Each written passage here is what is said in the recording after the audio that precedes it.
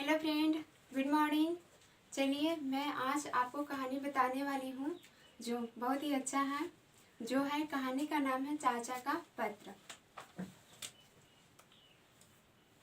चलिए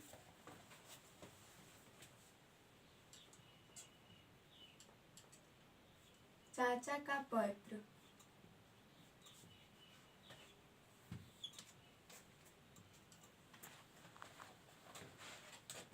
दोस्तों कहानी का नाम है चाचा का पत्र। 3 मूर्ति भवन, नई दिल्ली, 14/11/1960। मेरे प्यारे बच्चों, मुझे तुम्हारे साथ रहना, तुम्हारे साथ हंसना बोलना और तुम्हारे साथ खेलना बहुत पसंद है। मैं जब भी तुम्हें देखता हूँ अपना बुढ़ापा भूल जाता हूँ। तुम्हें देखकर मुझे अपना बचपन याद आ जाता है। मैं तुम्हारे साथ खेलना चाहता हूँ। मैं चाहता हूँ कि तुम्हारी दुनिया में घुल मिल जाऊँ।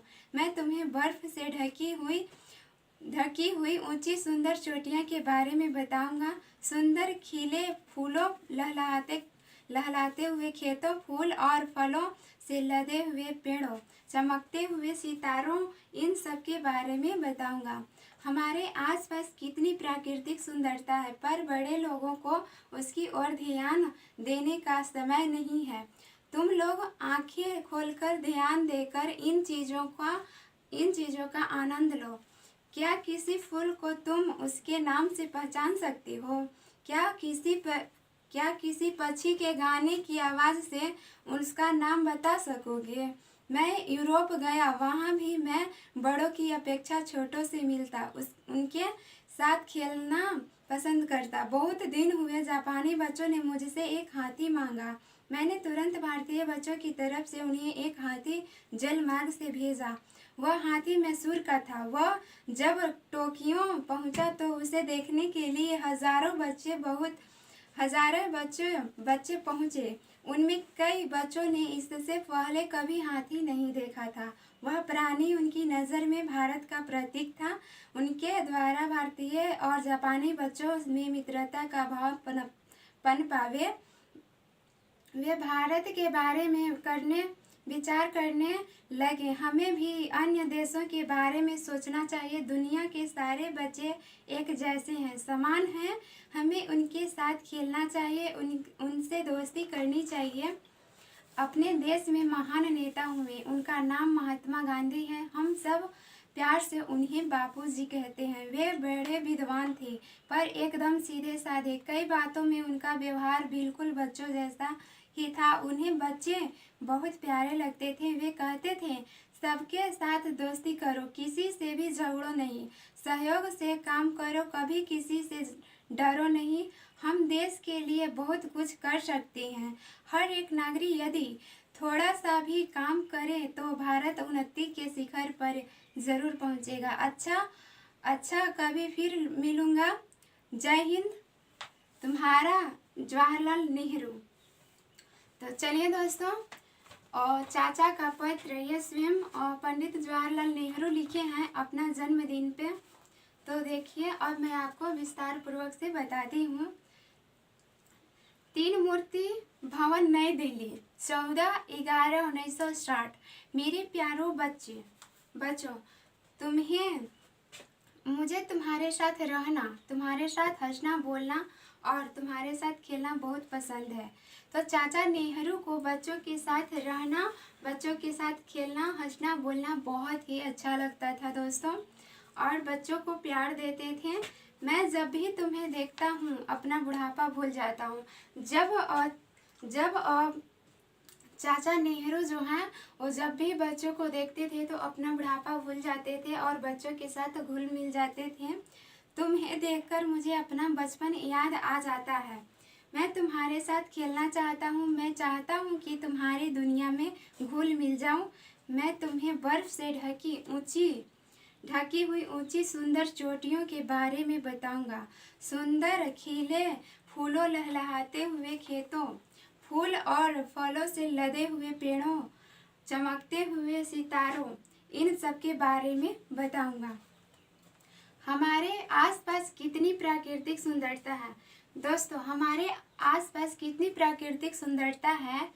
क्या पर बड़े लोगों को उसकी ओर ध्यान देने का समय ही नहीं रहता है। हमारे अगल बगल कितनी ही सुंदरता है प्राकृतिक, जैसे कि फूल और पेड़ पौधे बहुत अच्छे अच्छे रहते हैं, तो हम लोग को और बड़ों लोग को देखने के लिए समय ही नहीं रहता है। तब लोग समय नहीं है, तुम लोग आंखें खोलकर ध्यान देकर इन चीज़ों का आनंद लो। क्या किसी फूल को तुम उसके नाम से पहचान सकते हो? चाचा नेहरू बोल रहे हैं कि क्या किसी फूल को उसके नाम से तुम पहचान सकते हो? क्या किसी पंछी के गाने की आवाज़ से उसका नाम बता सकोगे? मैं यूरोप गया। जब चाचा नेहरू यूरोप गए, यूरोप देश है वहाँ गए, वहाँ भी बड़ों की अपेक्षा छोटों से मिला।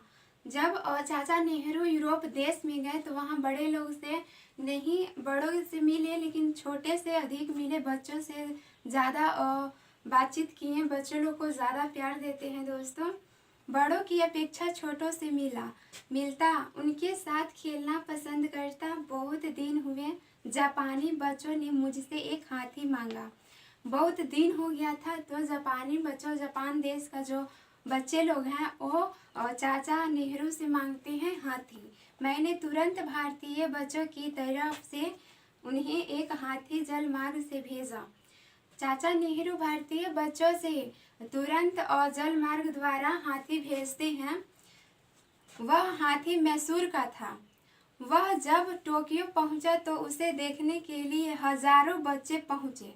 जब हाथी टोक्यो पहुंचा तो उसे देखने के लिए बहुत सारे बच्चे आए, हजारों बच्चे आए। उनमें कई बच्चों ने इससे पहले कभी हाथी नहीं देखा था, कभी हाथी नहीं देखा था। वह प्राणी उनकी नज़र में भारत का प्रतीक था।